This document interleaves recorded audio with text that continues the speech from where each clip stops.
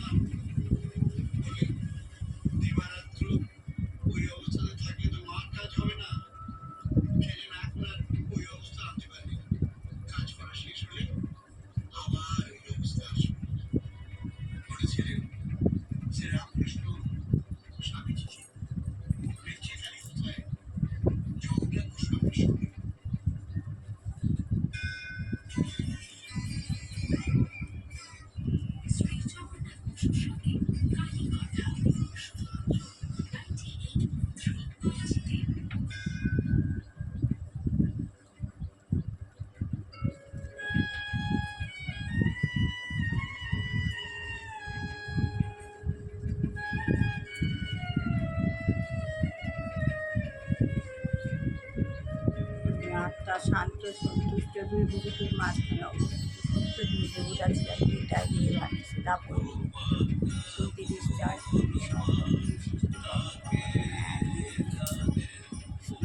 পার হয়ে মাংসি হয়ে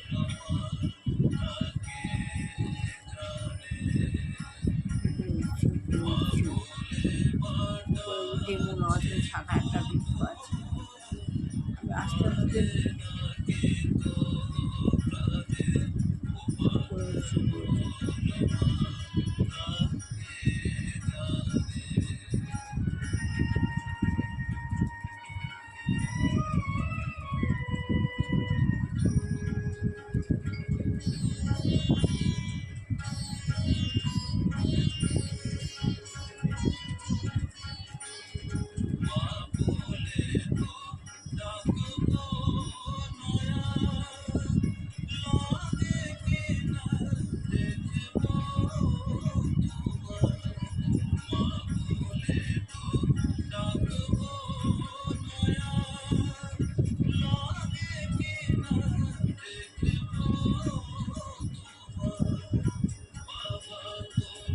গরুকে পার করে নেবে আস্তে আস্তে আস্তে আস্তে নিচে নেমে আসে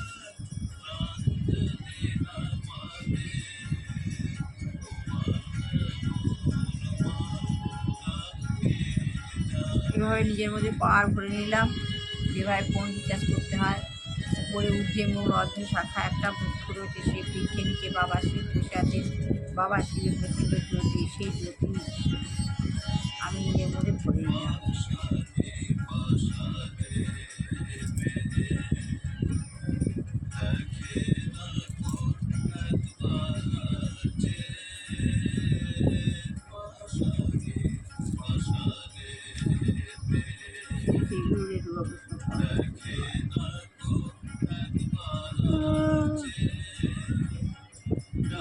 শিউলা শিউলা শিউলা পাখি দিতে পারো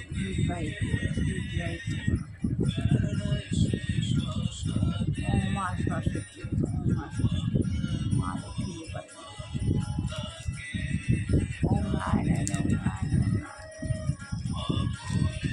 গীতা গীতা গীতা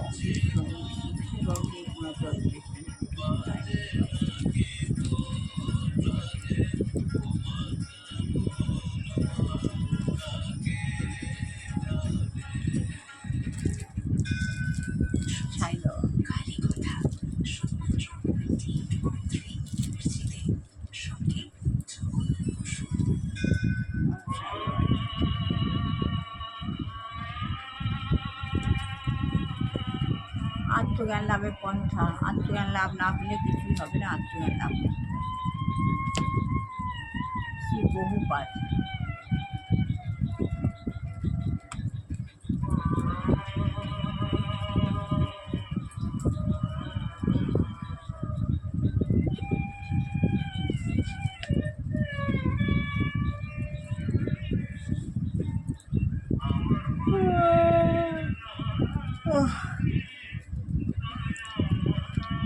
তাহলে একবার এক ভদ্রলোক আমাকে চিঠি লিখে জানিয়েছিলেন যে টলস্টয় এক সময় বলেছিলেন, টলস্টয় একজনের নাম, উনি একসময় বলেছিলেন ডায়নামাইটের সাহায্যে চার্চগুলি উড়িয়ে দেওয়া না হলে সমাজে শান্তি প্রতিষ্ঠা হবে না। হচ্ছে ডায়নামাইট আছে না, তার সাহায্যে যদি চার্চগুলো উড়িয়ে দেওয়া না হয় তাহলে সমাজে শান্তি প্রতিষ্ঠা হবে না। একজন রাশিয়ান সরকার অত্যন্ত কঠোরভাবে ভগবত চেতনার বিরোধী। একজন রাশিয়ার একজন সরকার আছেন, ইনি কঠোরভাবে ভগবত চেতনার বিরোধী। কেননা তাদের ধারণা যে ধর্ম সমস্ত সমাজ ব্যবস্থাকে কলুষিত করছে। কারণ ওদের ধারণা আছে ধর্ম নাকি সমস্ত সমাজ ব্যবস্থাকে কলুষিত করছে। সাংবাদিক বলছেন, আমার মনে হয় যে তার মধ্যে কিছুটা সত্যতা থাকতে পারে। সাংবাদিক আর বলছেন তার মধ্যে কিছুটা সত্যতা থাকতে পারে। প্রভুপাদ বলছেন হয়তো ধর্ম ব্যবস্থার অপব্যবহার হয়ে থাকতে পারে। প্রভুপাদ বলছেন হয়তো ধর্ম ব্যবস্থার অপব্যবহার হতে পারে, কিন্তু তার মানে এই নয় যে ধর্মকে বাদ দিতে হবে। তার মধ্যে ধর্মকে যে বাদ দিতে হবে একথা নয়, যথার্থ ধর্ম অবলম্বন করতে হবে। কারণ ধর্মকে অবলম্বনই করতে হবে, ধর্মকে বাদ দিলে চলবে না। আগেই বলেছে যে ধর্মবিহীন সমাজ হচ্ছে পশু সমাজ। তাহলে ধর্মকে বাদ দিয়ে কিছু নয়, যথার্থ ধর্মই অবলম্বন করতে হবে। এমন নয় যে তথাকথিত ধর্ম প্রচারকেরা যথাযথভাবে ধর্ম আচরণ করেনি।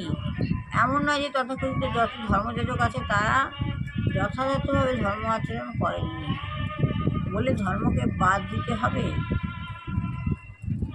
ধর্মকে বাদ দিতে হবে। চোখে ছানি পড়ার ফলে যদি আমার দেখতে অসুবিধা হয় তাহলে কি আমি আমার চোখটা উপড়ে ফেলবো? ঠিক সেরকম কথা, চোখে ছানিটি কেউ কেটে বাদ দিতে পারে না, সেটি হচ্ছে আমাদের দৃষ্টিভঙ্গি। ঠিক তেমনি আছে সামাজিক গতি। ইতিহাসে দেখা যায় না,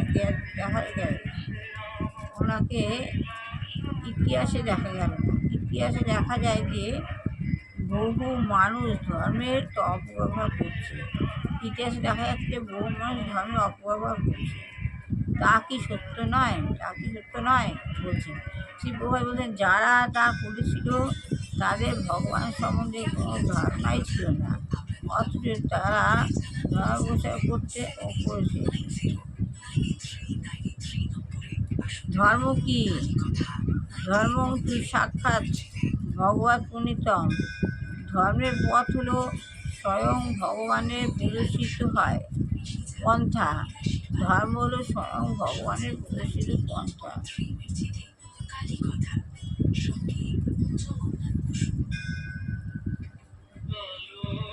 ভগবান বলতে তাদের কোনো ধারণা নেই, তারা জানে না।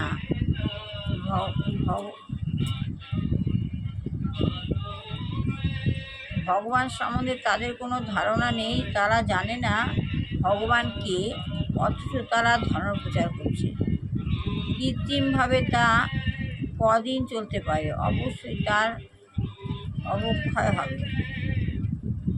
তাই আজ একটুখানি বললাম ধর্ম কি। ধর্ম যেখানে থাকে না, ধর্মবিহীন সমাজ হচ্ছে পশু আচার। ধর্ম থাকতেই হবে।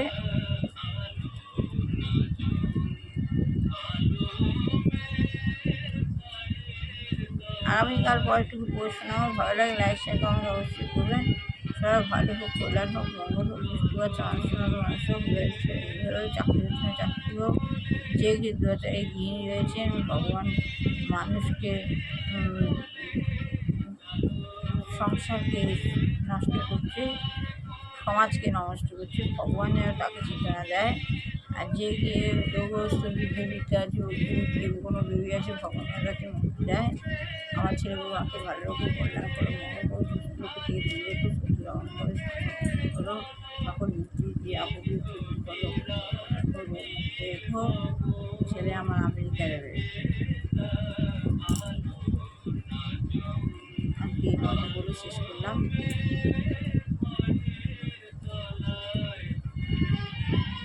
হরে কৃষ্ণ হরে কৃষ্ণ কৃষ্ণ কৃষ্ণ হরে হরে, হরে রাম হরে রাম রাম রাম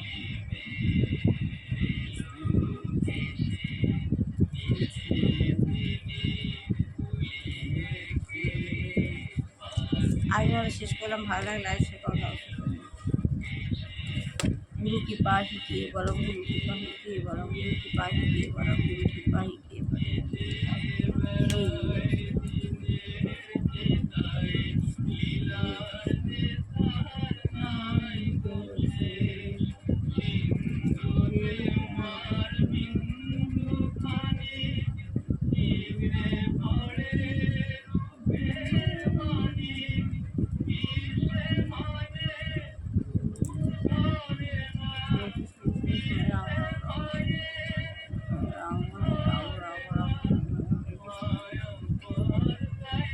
राम राम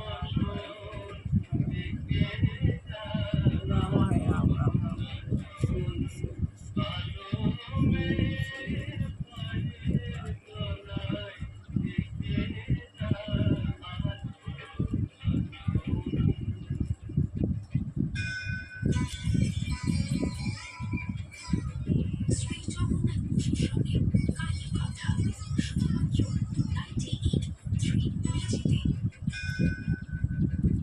गुरु की पाजी के बरम शिव शिव शिव দক্ষিণেশ্বরের প্রথম দিকে থাকবার সময় রাখার পর যে মনে খুব ডিপ্রেশন এসেছিল এবং সত্যি বলতে কি তিনি বাড়ি ফিরে যাওয়ার কথা চিন্তা করছিলেন। এ সম্পর্কে তার আত্মকথায় তিনি অনেক কিছু বলেছেন। তার এই সামান্য একটি অংশ আজ পড়ছে আমার বাড়িতে গান করব। আমাদের তখন নিয়ম ছিল কালীঘর থেকে গিরিটাকে প্রণাম করে জল টল খাও। গিরিটাকে প্রণাম করবো, তখন তিনি বললেন দেখ তুই যখন কালীঘর থেকে এলি তখন দেখলো তোর মনটা যেন জালে ঢাকা রয়েছে। আমি বললাম তাই তো, তুই কি সব জেনে গিয়েছিস? আমি বললাম আমার মন যে এরকম খারাপ খারাপ হচ্ছে আপনি সব জেনেছেন। তিনি তখন আমার জিভে একটা লিখে দিলেন। আমার গায়ে যেন বিদ্যুৎ খেলে গেল।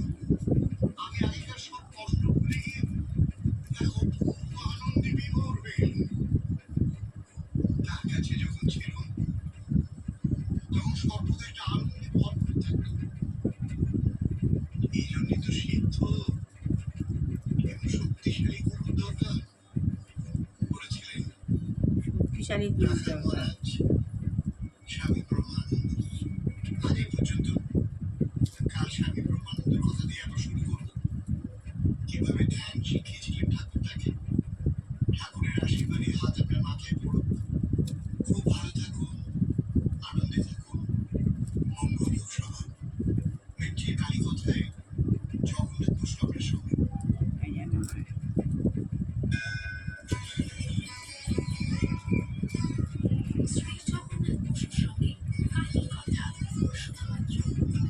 আজ মতো শেষ করলাম। ভালো লাগলে আর সে করবে। শিব জয় শিব জয় শিব শিব গুরু শিব।